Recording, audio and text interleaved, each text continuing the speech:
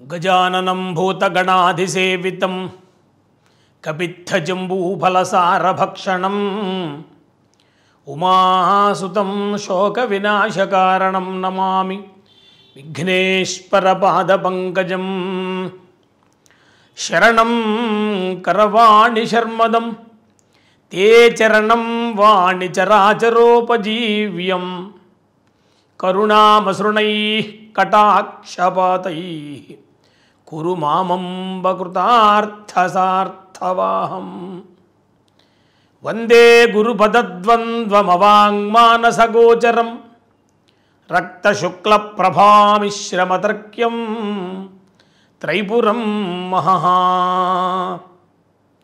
अविद्यानाम् अन्तस्तिमिरमिहिरद्वीपनगरी जडानां चैतन्यस्तबकमकरन्दश्रुतिझरी दरिद्राणां चिन्तामणिगुणनिका जन्मजलधौ निमग्नानां दंष्ट्रा मुररिपुवराहस्य भवति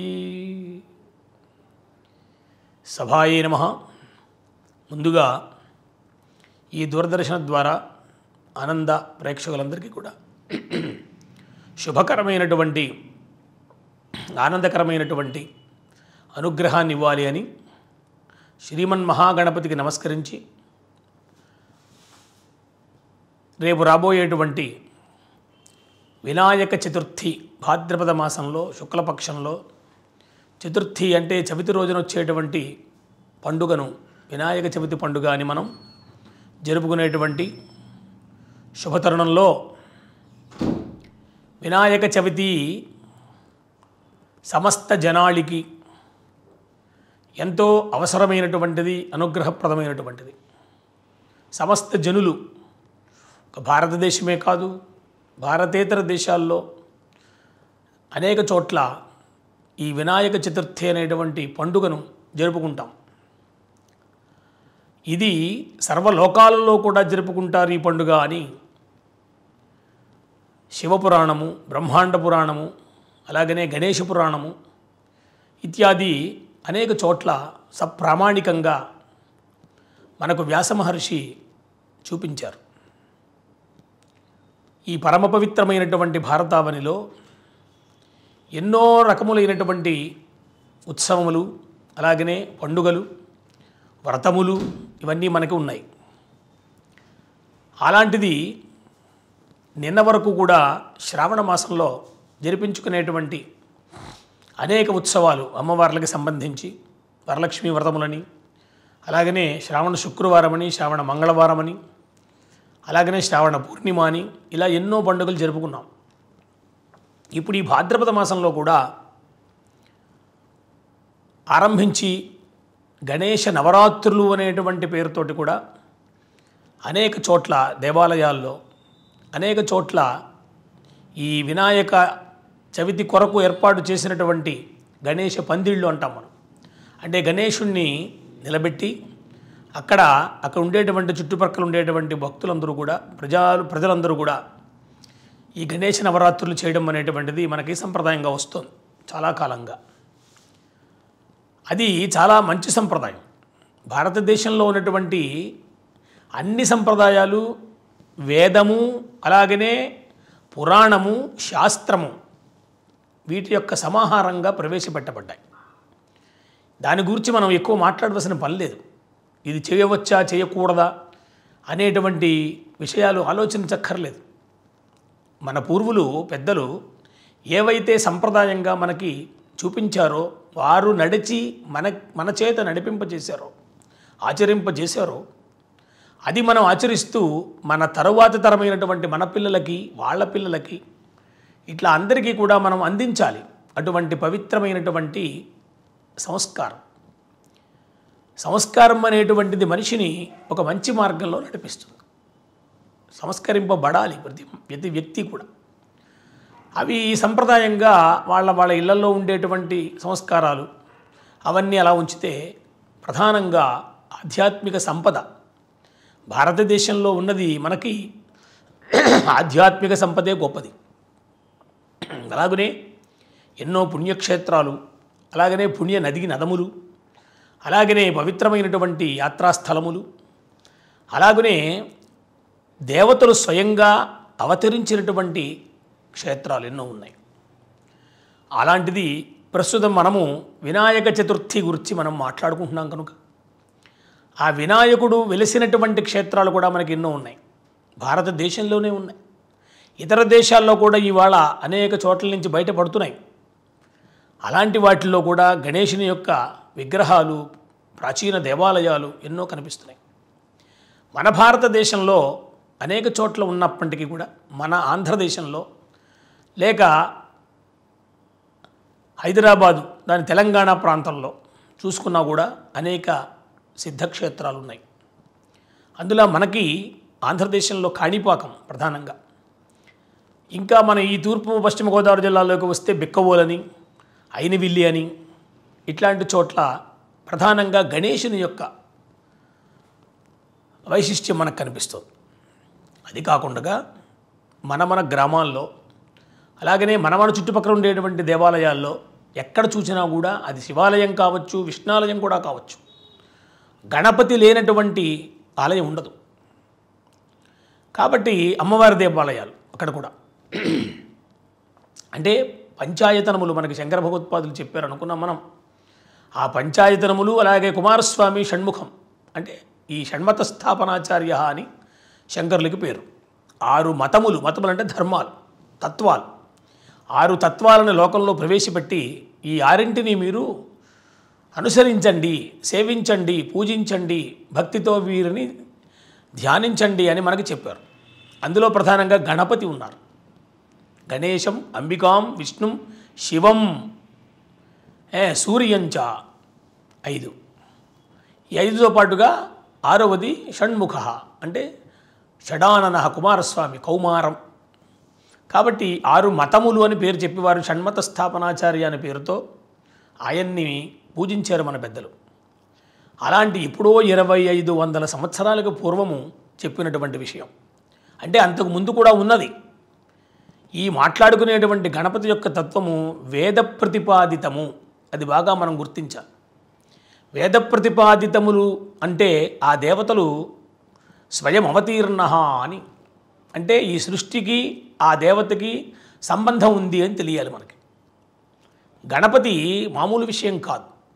ఆయన ఏదో మనం పెళ్ళిళ్ళలోనో శుభకార్యాల్లోనో ఏదో చిన్న గణపతి ఈ పసుపుతోటి చేసినటువంటి ఒక ముద్ద అక్కడ పెట్టి దాన్ని పూజ చేస్తాము, తర్వాత దాన్ని విసర్జన చేసి తర్వాత కార్యక్రమంలోకి పెడతాము అన్నప్పుడు ఆ రూపం ఏదైతే ఉందో దాంట్లోనే కరచరణాద్యవయవాలతో ఆ రూపాన్ని ధ్యానించమని చెప్తుంది శాస్త్రం. గణపతిని సేవించకుండగా మనం ఏ పని చెయ్యం. అందుకనే ఆదిపూజ్య, ఆది పూజనీయుడైన అగ్రపూజ్య, ముందు మొట్టమొదట పూజింపదగినవాడు, పైగా సర్వదేవతల చేత కూడా ఆరాధింపబడతారు ఆయన.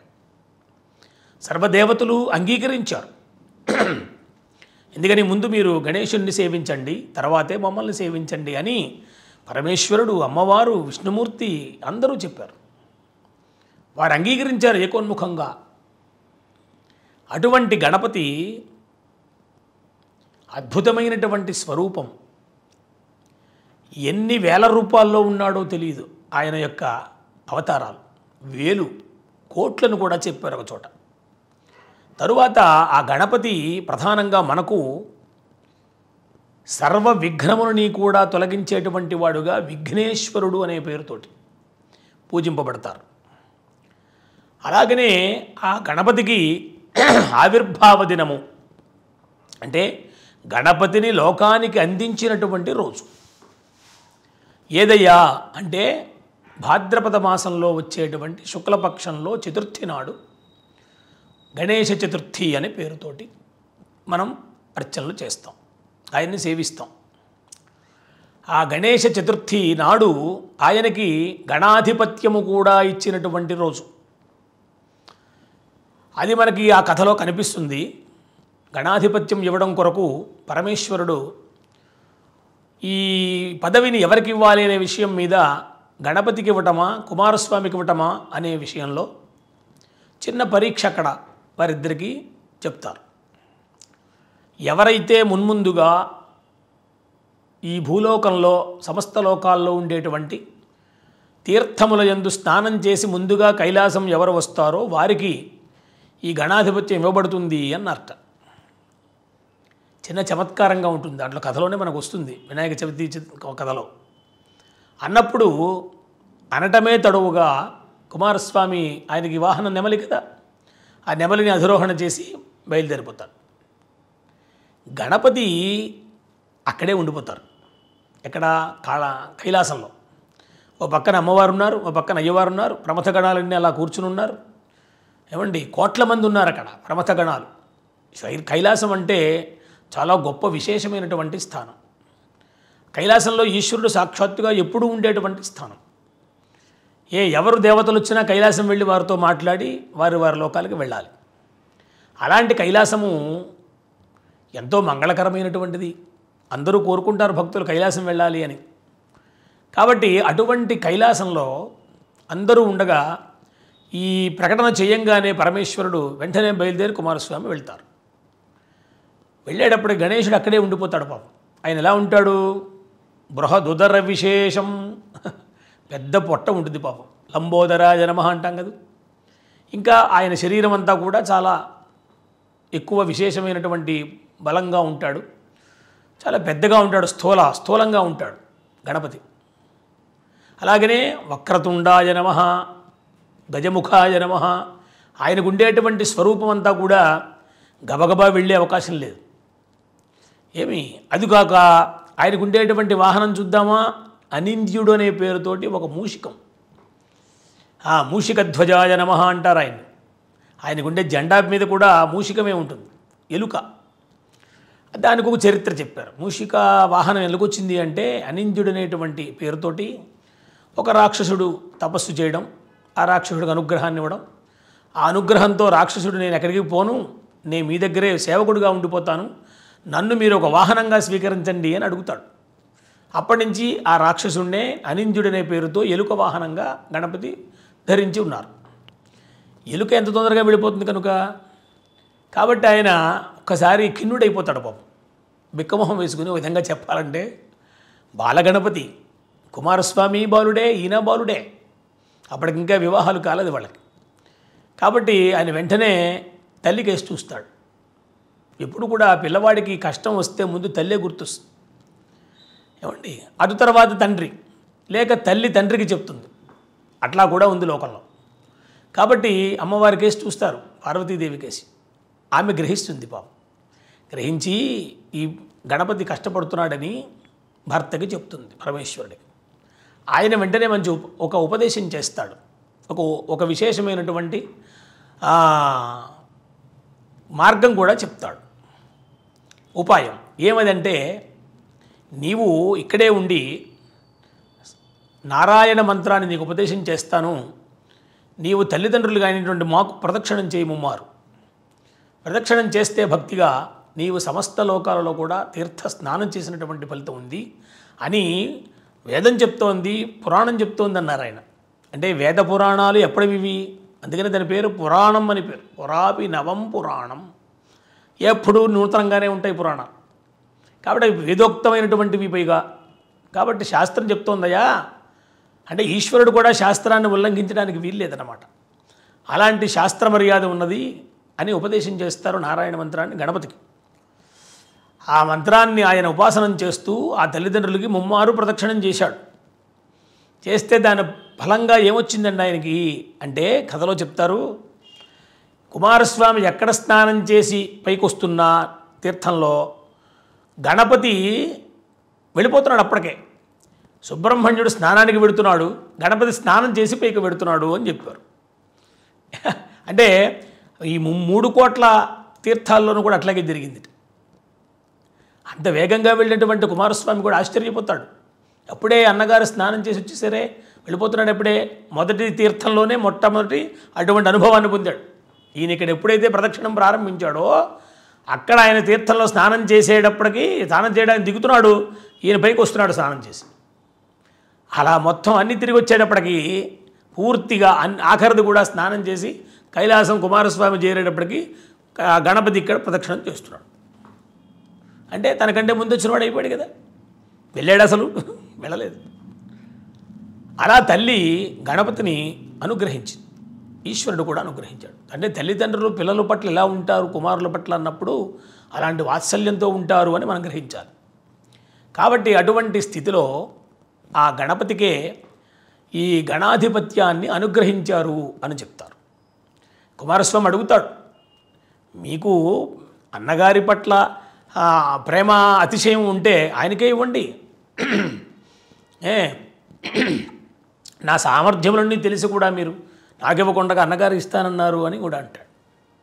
అది ఉచితం కాదు నాయన, ఎప్పుడు కూడా అన్నదమ్ముల్లో పెద్దవాడు గౌరవనీయుడు అన్నగారు, కాబట్టి అన్నగారికే ఇవ్వాలి అంటూ గణేశుని యొక్క వైభవాన్ని, గణేశుని యొక్క శక్తి సామర్థ్యాలని ఈశ్వరుడంతటి వాడు తండ్రి కుమారస్వామికి కూడా చెప్తాడు.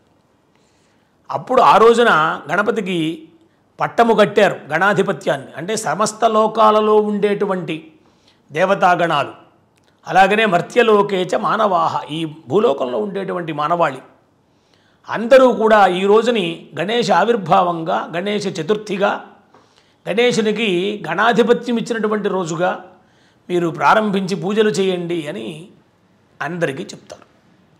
ఆనాటి నుంచి నేటి వరకు కూడా ఇప్పటికి ఎన్ని వేల కోట్ల సంవత్సరాలైందో మనకు తెలియదు. మన పూర్వులు ఆచరించారు, మనం ఆచరిస్తున్నాము. అంటే వినాయక చవితి రోజున ఆయన ఆవిర్భవించిన దినముగా చెప్తాం, ఆయనకి గణాధిపత్యం ఇచ్చినటువంటి రోజుగా చెప్తాం. సమస్త లోకాల్లో ఉండేటువంటి అందరూ ఆయన్ని సేవిస్తారు. ఇంకొకటి ఏమంటే బ్రహ్మగారు కూడా తను సృష్టి చేసేదానికి ముందు గణేశుని ఆరాధించి సృష్టి చేశారని కూడా చెప్తారు. అంటే గణేశతత్వం ఎప్పుడూ ఉందండి, గణేశుడు ఎప్పుడూ ఉన్నాడు. ఆ రోజు పట్టం కట్టిన తర్వాత లోకానికి పరిచయం చేసాక రావటం కాదు. శివపురాణంలో పరమేశ్వరుడు కళ్యాణం చేసుకోవడానికి వెళ్ళినప్పుడు కూడా గణేశుడిని పూజించారని చెప్పారు. అంటే గణేశుడు ఎక్కడున్నాడు, అప్పటికే ఉన్నారు. తరువాత కాలంలో గజముఖం వచ్చింది ఆయనకి, ఇవన్నీ కథలో మనం చూస్తాం. కాబట్టి వినాయక చవితి సమస్త లోకాలలో ఉండేటువంటి వారు అందరూ ఆచరిస్తారు. మానవ లోకంలో ఉండేటువంటి మనము ప్రధానంగా అన్ని దేశాల్లో కూడా ఇవాళ చేస్తాం. భారతదేశం సరే అన్ని రాష్ట్రాల్లో ఉంది ఇప్పటికీ. అలాంటి గణపతి చతుర్థి రేపు 27వ తారీఖున బుధవారం నాడు వస్తుంది. పైగా గణపతికి బుధవారం చాలా ప్రీతి. సహజంగా బుధవారం నాడు గణపతిని సేవిస్తాం. అలాంటిది బుధవారం నాడు వస్తోంది. దానిని ఏమన్నారు అంటే భాద్రపద శిచేచ చతుర్థి శివ అని చెప్పారు. 3 విశేషాలు చెప్పారు గణేష పురాణంలో. భాద్రపద మాసంలో వచ్చేటువంటి శుక్లపక్షంలో వచ్చేటువంటి చవితికి శివ అని పేరు. దానికి మంగళప్రదమైనటువంటి చవితి అని చెప్పారు. అంటే ఆ రోజు ఈ కథలన్నీ దృష్టిలో పెట్టుకుని, ఆయనకి అంత విశేషమైనటువంటి గణాధిపత్యం ఇచ్చిన రోజుగా దృష్టిలో పెట్టుకుని ఈ పేరు చెప్పారు. ఇంకొకటి మాఘే సితే చతుర్థి శాంత అని చెప్పారు. రెండవది శాంతమైనటువంటి చతుర్థి అన్నారు. మాఘే సితే, మాఘమాసంలో వచ్చేటువంటి శుక్లపక్షంలో చవితి అది శాంత అని చెప్పారు. ఇందాక శివ అని చెప్పారు భాద్రపదంలో వచ్చేది, మాఘమాసంలో వచ్చే చవితికి శాంత అని చెప్పారు. మూడవది ఏదయ్యా అంటే ప్రతిమాసే శుక్ల చతుర్థి సుఖ అని చెప్పారు. మూడవది సుఖ అని చెప్పారు. సుఖ చతుర్థి దాని పేరు. అంటే సుఖాన్ని బాగా ఇచ్చేటువంటి చతుర్థి. అది ఎప్పుడయ్యా అంటే ప్రతి మాసంలో వచ్చేటువంటి చవితి. దాన్నే మనము సంకష్టహర చతుర్థి అని కూడా చెప్తున్నాం. సహజంగా సంకష్టహర చతుర్థి ఒక వ్రతంగా కూడా చెప్పబడింది.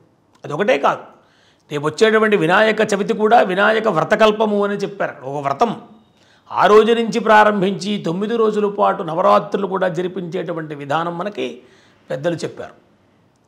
కాబట్టి అటువంటి వినాయక చవితి సుఖ మూడవదనమాట. అంటే ప్రతి మాసంలో వచ్చే చవితికి సుఖ అని చెప్పారు. అంటే మనంతా సుఖంగా ఉండాలని. అలాంటి స్థితిలో ఆ గణపతిని రేపటి రోజు ఆరాధన చేస్తాం కదా మనము వినాయక చవితి నాడు.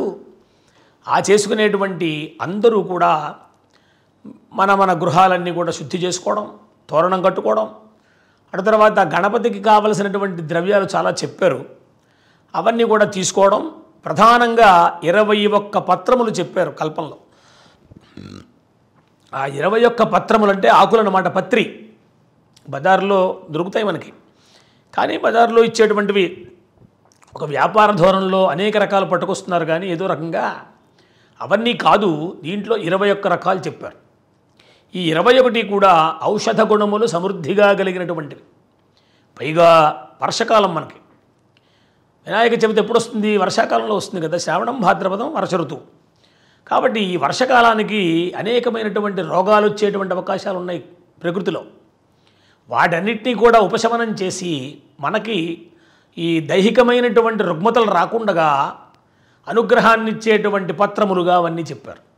సహజంగా మనకి ఔషధ గుణాలు ఉన్నటువంటివి ప్రతి వృక్షంలో కూడా. అవి ఈ గణపతికి చాలా ప్రీతి అని మనకి పేరు పెట్టారు. అవి చాలా 21 రకాలు కూడా అవన్నీ వరుస ఉంది.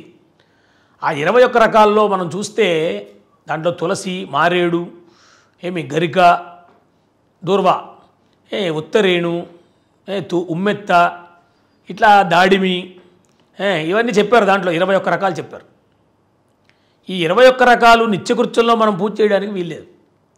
నిత్యకృత్యంలో గణపతిని పూజ చేసినప్పుడు తులసి వాడడానికి వీల్లేదండి, బాగా గుర్తుపెట్టుకోవాలి. దానికి ఒక వేరే విషయం ఉంది. అందువల్ల గణపతికి పూజలో తులసి పనికిరాదు నిత్యకృత్యంలో. కానీ వినాయక చవితి నాడు చేసేటువంటి పూజలో 21లో అది కూడా ఉంది ప్రధానంగా. అది అమ్మవారికి పనికొస్తుంది, అయ్యవారికి బాగా పనికొస్తుంది, విష్ణుమూర్తికి చెప్పనక్కర్లేదు. అది సూర్యుడు కూడా పనికొస్తుంది, అందరికీ వస్తుంది. కానీ గణపతికి మాత్రం నిత్యకృత్యంలో తులసి పనికిరాదు. కాబట్టి ఇలా కొన్ని ఉన్నాయి. అవన్నీ దాంట్లో మనకి 21లో ఇచ్చారు. అవన్నీ కనుక మనం తెచ్చుకొని ఆ పూజలో వాడి ఒక్కొక్క నామం చెబుతూ ఆ గణపతిని సేవించమని చెప్పారు. తరువాత ప్రధానంగా గణపతికి మట్టి విగ్రహాలు రకరకాలుగా ఉన్నాయి. ఇంట్లో అంతకు ముందే ఉన్నటువంటిది ఏదైనా సంప్రదాయ గృహాల్లో గణేశుని యొక్క ప్రతిమలు ఉండొచ్చు, లేక పంచాయతనంలో గణపతి ఉంటారు. అవి కాకుండా గణపతి యొక్క మట్టి విగ్రహం తప్పకుండా మట్టి విగ్రహంతోనే చెయ్యాలి. అది కూడా కాల్చకూడదు. విగ్రహాలు కాలుస్తూ ఉంటారు, ఇటక మాదిరి కాలుస్తారు కదా, అట్లా కాల్చినవి పనికి రాదు. వాటికి రంగురంగులు దిద్దుతూ ఉంటారు, పెయింట్స్, అది కూడా వద్దు. ఎందుకంటే అవన్నీ పర్యావరణానికి ఇబ్బంది అని పెద్దలు చెప్తున్నారు. ప్రభుత్వం కూడా దానికి కావలసిన జాగ్రత్తలు తీసుకుంటోంది. అది మనకే మళ్ళీ ఇబ్బంది వస్తుంది పర్యావరణం వల్ల. అది కాకుండా కేవలం మట్టితో చేసినటువంటిది ఎందుకు చెయ్యాలి అంటే, గణపతికి భూతత్వం లం, ఆయనది బీజం. ఆయన యొక్క వ్యవహార బీజమేమో మంత్రబీజం గమ్, తత్వబీజమేమో లం. లం అంటే పృథివీతత్వం. ఈ లమ్మన చెప్పడం చేత పృథివీతత్వానికి దగ్గరగా ఉంటాడు ఆయన. పృథివీ అంటే భూమి, భూమి అంటే మట్టి. కాబట్టి మట్టితో చేసినటువంటి విగ్రహానికి ఆయన వెంటనే ఆ శక్తి దాంట్లో ఇమిడేటువంటి అవకాశం ఉంది.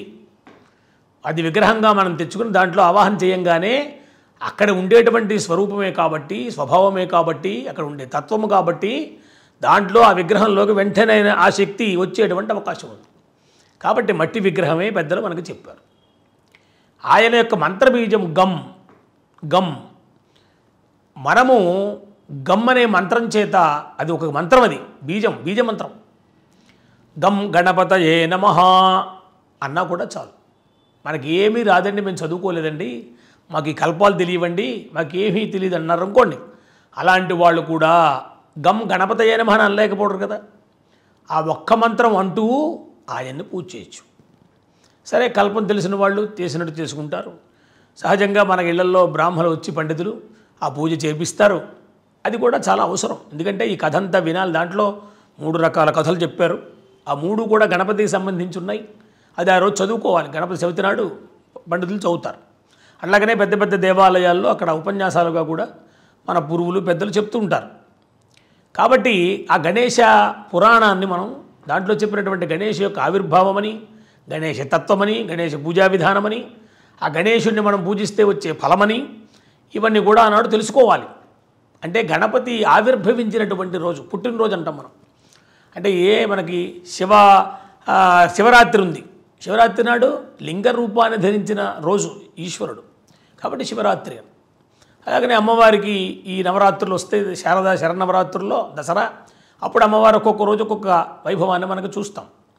ఇక్కడ గణపతి అనేటప్పటికీ గణేశుడు ఆవిర్భవించినటువంటి రోజు, ఆ గణేశుడికి పట్టం కట్టినటువంటి రోజు, గణాధిపత్యం ఇచ్చిన రోజు కూడా వేళయింది. అందుచేత వినాయక చవితికి చాలా గొప్ప ప్రాధాన్యం ఉంది. అలాంటి గణపతిని మనము వినాయక చవితి రోజున బుధవారం కూడా వచ్చింది, ఆ రోజున మీరు తప్పకుండా అందరూ కూడా ఆ గణేశుడిని సేవించాలి అని, ఆ సేవ ద్వారా మీరందరూ సంకల్పించినటువంటి సమస్త కార్యాలు కూడా శుభప్రదంగా ముగియాలి అని మనం కోరుకుందాం. ఈ విధంగా గణపతి యొక్క వైభవాన్ని మనం తెలుసుకుంటూ ఉన్నాం.